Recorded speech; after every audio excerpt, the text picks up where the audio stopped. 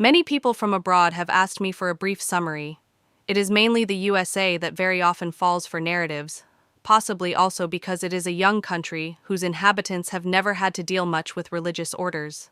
The imagination of US citizens often ends with the Order of the Jedi, but this topic is at least as dramatic, but understanding it is important in order to understand current world events. Therefore, I will provide an insight into the history of nationalism, so that many deceptions become clear to you, and even the inexperienced can understand how this network has spread.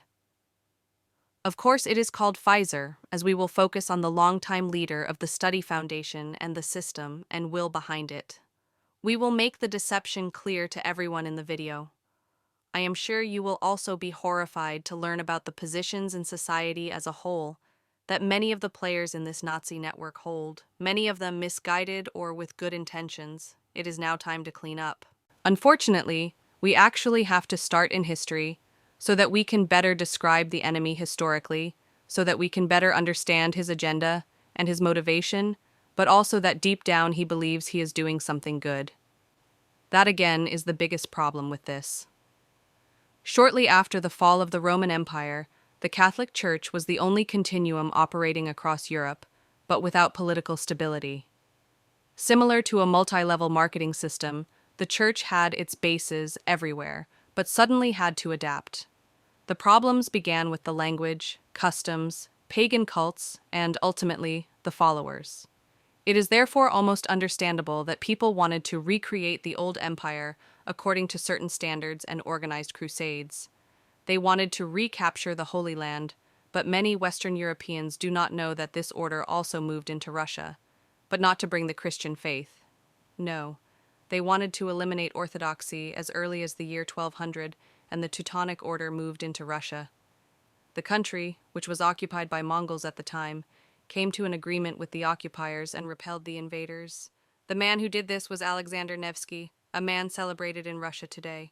Even when it comes to the Crusades, a rather convoluted picture is often presented. On one hand, these knights are portrayed as heroes who rode across Europe to liberate Jerusalem. Yet no one really asks, what exactly were they trying to liberate it from? The whole campaign was financed by Jewish merchants, who at the time were permitted to lend money as credit. When it came time to repay these loans, the noble knights fabricated horror stories about their financiers, murdered them during their return journey, and spread conspiracy myths about the Jewish population, claims such as child sacrifices and other such nonsense. Back then, it was quite easy to get rid of your debts. At the same time, it is notable that the knights were also seen as charitable, with many excelling in the field of healing. Hospitals were built, wound care was improved, the first orders of St. John were established, and the foundations were laid for what we know today as the Red Cross. However, what is often overlooked is that much of this medical care would not have been necessary if the glorious Catholic Knights of the Vatican had simply stayed home. But that's just a side note. Overall, what we see here is a kind of diaspora consisting of occupation, imperial motivation, the pursuit of globalization, ideas of unity, and also pharmacological knowledge. All of this was paired with the first organized propaganda campaigns, esotericism, mass psychology, meant, in the end, to justify the first organized pogroms, and of course, knowledge about manipulation, torture, and what today one might refer to as MK Ultra. When the Crusades failed to achieve lasting success, neither in Jerusalem nor in Russia, the Catholic Church decided to eliminate the so-called wrongdoers and, on a Friday the 13th, launched a hunt for the Knights Templar. The Templars fled, some even going into hiding in Portugal, and many of them disappeared, with a great deal of knowledge, influence, and above all, wealth. The Church then tried to present itself as the moral authority, accusing these knights of murder, looting, and sodomy, while feigning shock that such acts could have taken place in the name of the Church. Things grew rather quiet around the Templars after that, as they split into numerous sub-organizations to cover their tracks. What remained, however, was the Hegelian principle, their refusal to acknowledge any wrongdoing, their connection to esotericism, and a curious link to radical Islamists.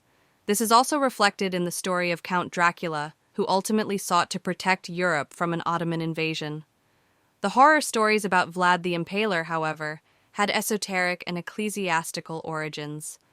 Symbolically, it represents the idea that the Cross and the Ottomans could join forces to eliminate evil. Once again, we see the same narrative as in the pogroms against the Jews 200 years earlier, drinking blood, child sacrifice, monsters, and other nonsense, all written by the same hand and driven by the same motivation. A structured appearance of these same old cadres became evident in 1776 with the establishment of the Illuminati Circle. This long time span can likely be explained by the 30 Years' War and the Reformation. In addition, another continent had been discovered by Columbus, one that, in their Roman megalomania, they felt compelled to annex as well.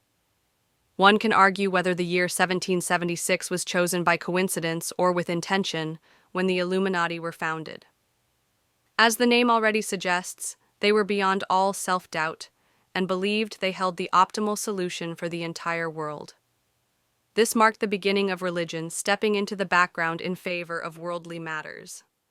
The fragmentation into small states held no appeal for these intellectuals, who, spread across Europe, worked toward a shared idea, one that took shape in a sterile, life-removed test tube, so to speak. However, this circle was quickly broken up and also scattered. Weishaupt and Bauer parted ways, with Bauer adopting the name Rothschild and converting religions. Rumor has it that Rothschild's name was a tribute to the Knights Templar, reflected in the red cross on the shield. Still, this marked the foundational moment for socialist and globalist ideologies. All of this unfolded during the era of the Enlightenment, which these confused minds twisted into an era of glorification. But even at this early stage, the connections between the so-called enlightened ones and the fields of pharmaceuticals, law, and universities became clear. They made clever use of the fact that education knows no political borders. To make matters worse, the German Confederation came under attack from Napoleon, who, purely by coincidence, intended to invade Russia, much like the Teutonic Order had tried its luck 600 years earlier, only to fail miserably. Coincidentally, this ambitious, short-statured Frenchman brought the Code Civil, the blueprint for today's German Civil Code, BGB, to the German lands. It was an adaptation of the Corpus Juris Civilis, and thus, once again, a reference or nod to the Roman Empire and its idea of union. After Napoleon's defeat, nationalists saw their chance. They blamed the defeat on the fragmented nature of the German states and sought a remedy in the form of a republic-like structure. This is where Theodore Fizer first appeared, authoring the book Correspondence of the Second Germans. Where the Teutonic Order had failed to militarily overpower the Prussians, it now sought a legal route, looking for a semblance of legitimacy through laws devised by a jurist who mainly operated as a philosopher. However, these ideas were so bizarre and subversive that Theodore Fizer was banned from judicial service. Nevertheless, he was granted the platform to trumpet his nonsense in Frankfurt's Paulskirche, fantasizing about a nation-state, and in his new book, also addressing the connection between church and state. Ultimately, this would have amounted to a kind of Christian caliphate, and Bismarck pulled the emergency brake, banning the Jesuit order a year after the German Empire was founded. As already mentioned, this web of ideas had taken hold in large parts of German society, especially within industry. People were no longer going to church, so these structures found a new home in trade unions, but also among industrialists. However, it was never purely about industry. It always carried an educational or ideological component. I'm thinking here of the saying carrot and stick, used by the Stummworks in Neunkirchen. Militarily, they were mainly active in the pharmacological field, and here, once again, we find the old camaraderie with the Ottoman army. During the Armenian genocide, the Germans stood loyally by the Ottomans, providing them with the necessary logistics. At the same time, they were establishing colonies. Following the German narrative, however, they called them protectorates. In the end, it was exactly the same, but they insisted on the distinction to set themselves apart from other imperialists. Germany entered World War I, but only had the pharmaceutical industry and the military on its side, as the public had not been sufficiently incited. This is when an industrialist named Duisberg appeared, who found it amusing to use mustard gas. He was a major industrial figure and had even established foundations that extended from South America to Japan. In Japan, by the way, the emperor has been a member of the Catholic Order of the Golden Fleece since 1860. Duisberg knew that after this defeat, things would have to improve to advance globalization. Notably, the connection between the order and the Ottoman Empire must be mentioned again. For example, we see a certain Mr. Kressenstein in Ottoman uniform fighting the British in Palestine. He was personally granted the Protectorate of Georgia, where he had close ties to the family of the now deposed president. The colors of Georgia under the rule of the German Empire, by the way, were black, white, red. Under pressure from the Catholic Church, particularly the Vatican, the Jesuits were once again permitted, and the entire project now progressed on a societal scale. The new plan envisioned I.G. Farben as the force to create the societal elite. This is why I.G. Farben was later named in the Nuremberg trials as one of the main culprits behind the entire misery. While they relied on a figurehead named Hitler, he was, according to Soviet agent theories, easily replaceable. Karl Duisberg established another foundation. In 1921, the Studienstiftung des Deutschen Volkes, German Academic Scholarship Foundation, was founded. It operated out of Dresden but was originally established in Tübingen, where a highly motivated young German man named Theodore Fizer took on the leadership. Theodore Fizer himself was a nationalist, an anti-Semite, and an active member of the Black Reichswehr, a paramilitary illegal unit that was more than tolerated by the official Reichswehr. On the contrary, it was even supported in certain areas where regular soldiers would have risked criminal charges. This seemingly upright and morally sound young man thus took charge of the talent pipeline for I.G. Farben at the University of Tübingen, which was internationally regarded as a source of misfortune. The entire justice system, pseudosciences, and eugenics all had their roots in I.G. Farben's intellectual ecosystem, and through strategically placed judges and prosecutors, this madness was systematically enabled. What was unusual and striking was that even traditionally grounded professions found their origins here. Journalists, media personnel, and nearly every other field emerged from this foundation. After this phase, Fizer worked in Austria, where he was involved in constructing highways for the campaign against Russia, only to later take on a leading position in Berlin, building up the Betriebsleitung Ost, Operations Directorate East, of the Reichsbahn. This directorate was responsible for logistics and distribution of goods, including, tragically and inevitably, people to concentration camps, given the horrific context of that era. In any case, Fizer was so industrious that he received the highest civilian award of the Third Reich. As the USSR advanced and the USA approached from the other side, he called upon his followers to fight to the bitter end against the Allies. The Germans in question, however, had suffered a trauma from the loss of territories after the Second World War. We have two traumas here: the trauma of the population, which went from being dominant to a nation of perpetrators, and the more important trauma is the trauma of those behind the scenes, because once again, the re-establishment of the great empire failed. No, even worse, they even lost ground. The latter, however, had a plan B that was almost beyond compare in terms of diabolicalness.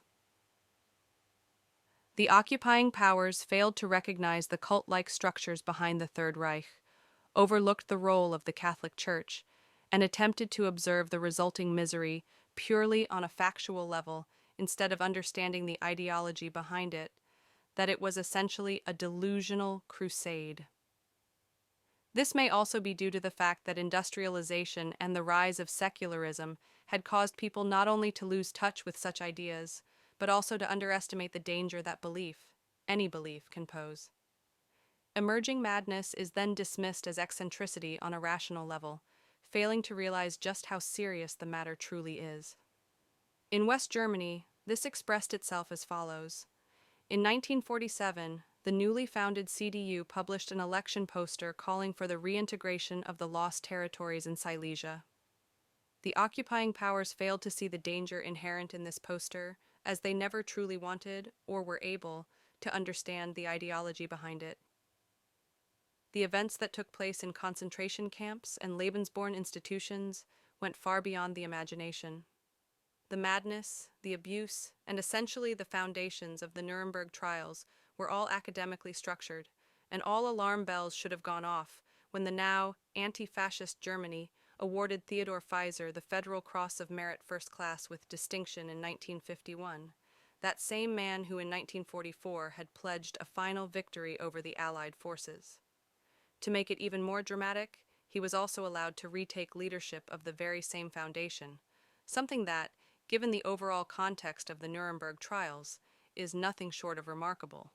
Germany had been required to completely shut down the activities of IG Farben. This, of course, also included its talent forge, the Studienstiftung des Deutschen Volkes. While it had been brought in line during the Third Reich, the foundation itself claims continuity throughout that period. How is it possible that the former director, with such a past, was once again entrusted with leadership of the same foundation? The proverbial clean bill of health was ultimately issued by the UN, which also enabled Germany to place its specialists globally. The accusation that must be made against the Allied powers is that they in no way questioned the religious and ideological motivations behind all of this.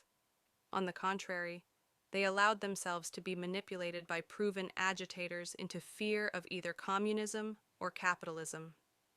The advisors of both the USSR and the USA were, of course, closely connected with the Third Reich.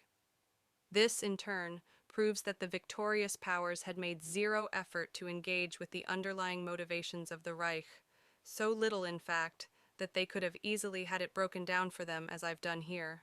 Now, one might naturally question the seriousness of the Nuremberg trials and wonder why Nazi laws and verdicts were prohibited, only for the creators of those very laws to be invited as lecturers to the USA just 3 years later. One could also ask what American universities were thinking when they made deals with this foundation or its offshoots, especially since they cared for many orphans of World War II veterans who had to work hard for their education, while the protégés of the perpetrator network could sometimes work there for free, thereby infiltrating the USA. Here, I am deliberately referring to the McCormick Act, from which the mythical FARA agency emerged. This agency was responsible for protecting against Nazi influence. Even the smallest German fishing clubs in the USA were harassed if they had German roots. However, when judges appeared who came from a network whose leaders swore to achieve ultimate victory over the USA, no one seemed to care. What emerged was a mix of an esoteric movement, doctors, especially those working in psychiatric institutions, along with lawyers and politicians. The New Age movement largely originated from these Nazi structures. Perhaps the participants didn't even realize it. Others romanticized it as Satanism, which is understandable because it's hard to imagine that Nazis were the original source. Even in Israel, the foundation was able to establish itself through Hannah Arendt.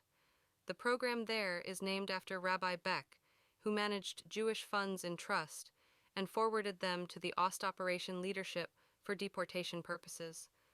Who worked there? Theodore Fizer. If that isn't the height of cynicism, I don't know what is. So, a highly educated Jewish philosopher helped set up the foundation in Israel for someone whose notorious past was still known at the time. Moreover, one must consider that all the judges who ruled on compensation claims for Holocaust survivors or forced laborers came from this breeding ground of the perpetrator network. That is the true German essence. All of this was concealed by the so-called aid organizations and helper networks because they wanted to profit from the legal proceedings, plunging the victims into decades-long hopeless cases and thus aiding the perpetrator network in further undermining the victims. Of course, one could argue that Hannah Arendt might not have known that the largest educational network before and after the Nazi era was run by the same person, and that she helped them. As we all know, academic research tends to neglect source analysis. Here, we immediately encounter another interlocutor of Hannah Arendt, the dear Carlo Schmid, who was appointed by the occupying powers as a drafter of the Basic Law and promptly re-established the Studienstiftung des Deutschen Volks, German Academic Scholarship Foundation. He had a nice conversation with Hannah Arendt about the right to revolution. It's obviously a coincidence that the terrorists of the RAF also emerged from this scholarship program. They gained fame through attacks on the establishment and were portrayed as revolutionaries. That the foundation director who funded these terrorists came from the Black Reichswehr seems to have escaped our brilliant investigators at the BKA and BND for 70 years, allowing them to carry out terrorist attacks on U.S. soldiers undisturbed for 3 decades.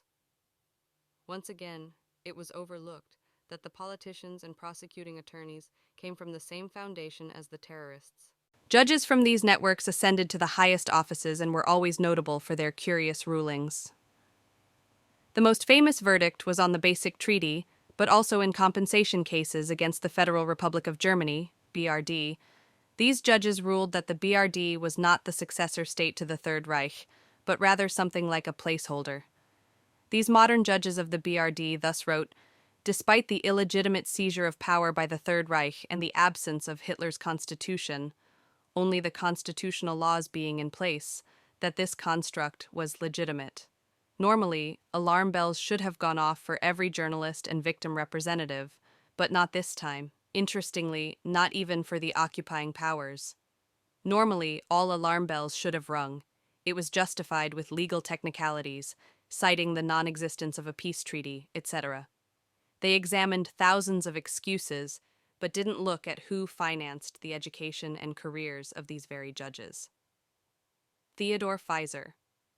The Nazi radicalization potential was underestimated here, and above all, no one thought the Germans would be so brazen as to hire a previous leader. However, these networks spread not only directly into the USA, but especially to South America, into educational institutions there, training hundreds of thousands of South Americans who then made their way to the USA, all funded by a network whose leader fantasized about ultimate victory over the USA. Well-sounding social projects were launched, and an alleged disadvantage was predominantly race-related. Here, DEI programs were created through instilled guilt, and they could then place people they had previously supported in South America or American ghettos. This system ultimately became global. Alumni can now be found in all areas of societal coexistence: prosecutors, judges, social workers, psychologists. They validated pseudosciences and gave them an air of seriousness, but activism was actively promoted as well. For instance, the founder of FFF, Fridays for Future, came from this foundation. The family of this woman previously employed forced laborers on the Crimean Peninsula, where the Riemtsma family cultivated tobacco. The family was supplied by the Ost Operation leadership, where the foundation director worked. Beyond environmental protection, a radicalized organized group emerged, which plunged the world into madness through manipulated studies and gained widespread support due to its extensive propagation. Both the press and the judiciary participated, and naturally, youth welfare services were involved too, where PAS, parental alienation syndrome, was developed within this network. PAS is a pseudoscientific approach by a pedophile attempting to convince mothers that they have a disorder, ensuring the child ends up with the perpetrator. However, the PAS system operates with euphemistic terms like attachment intolerance and parental alienation. The modus operandi is always the same.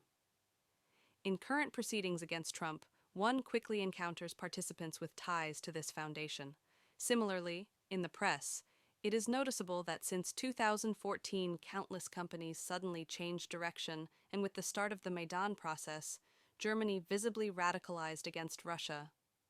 However, the Russians were unaware of the connection to the foundation and suddenly found themselves facing absurd accusations, although they were dealing with professionals skilled since the Reichspogromnacht, or the Gleiwitz incident, where Theodore Fizer was also stationed. By the time of Corona, I knew it would culminate in an attack on Russia, as all Corona experts and vaccine enthusiasts stemmed from this foundation or had connections to Pfizer's work, especially since the foundation was covertly registered in Germany in honor of Theodore Fizer. How powerful the network is can be seen in the issue surrounding Azov films. This involves Ukrainian child pornography uncovered during Operation Spade. Germany was the only country that claimed these films were Romanian productions, and the entire press covered it up. Believe it or not, the BKA faced severe accusations for their failures back then. And guess who subsequently became the head of Interpol under Obama and was confirmed in office by the Trump administration?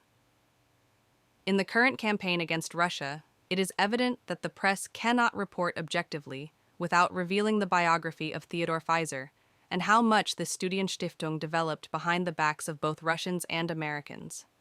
As China also counts as a victorious power, I can only advise U.S. citizens not to let Trump mislead them in this regard. Germany simply isn't addressed because an unthinkable number of billions of dollars are at stake. Hence, he talks about leftist judges or Antifa, even though the Trump administration has all the documents. Thus, he contributes to looking for enemies in the wrong camp and sets political signs, but does not expose the ideology. Does that make him an accomplice? That is, of course, hard to judge. What can definitively be said, however, is that Germany has shown no remorse or insight since 1945.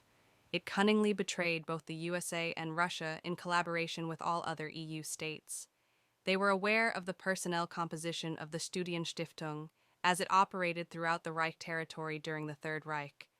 Every university contributed to making the true victorious powers feel secure and, fulfilling the desire for ultimate victory against the USA, scientists placed the transgender scene in the USA.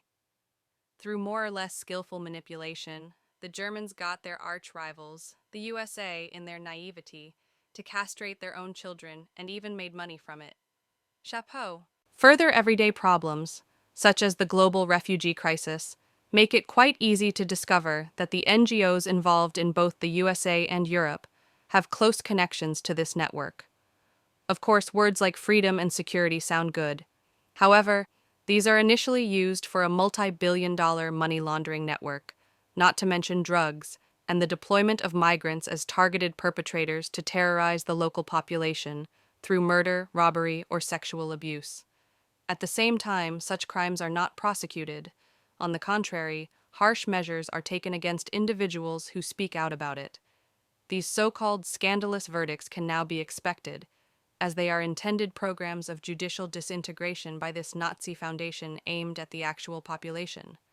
Here again, we see the interplay between the judiciary, NGOs, and also the police, whether it's called the FBI or BKA, makes no difference. If one allows the IG Farben cadre factory to operate under the same leadership, everyone becomes complicit.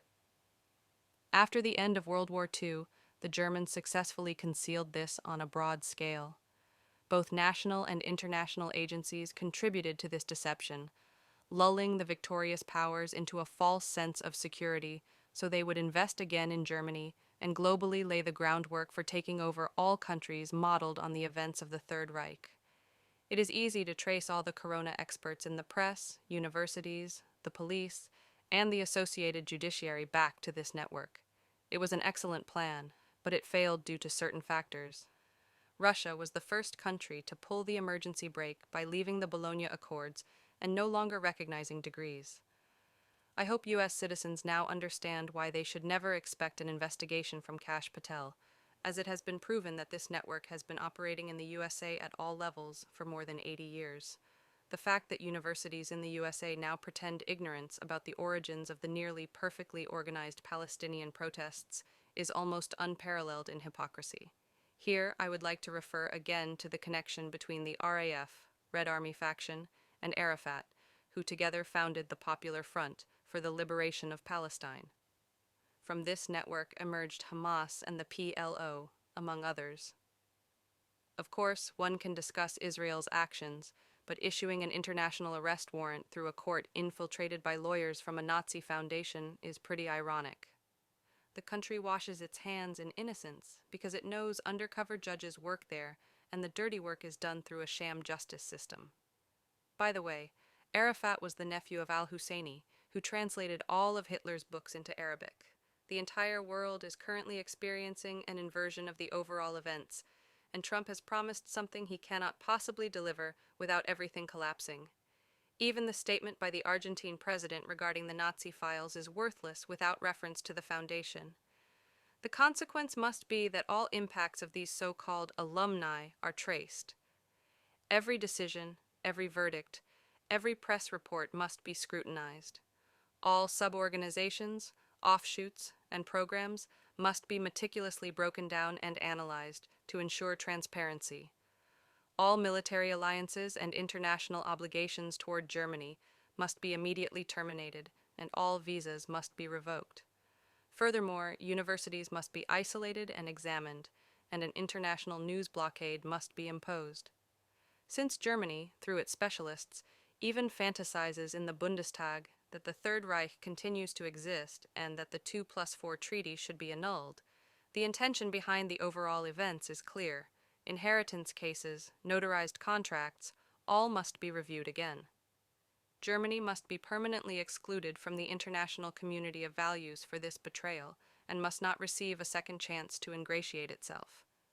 This infiltration of other countries and cultures is unparalleled in malice. Germany has messed up. The motivation may have been to achieve a regulated coexistence based on Roman models, but these are insane, outdated fantasies.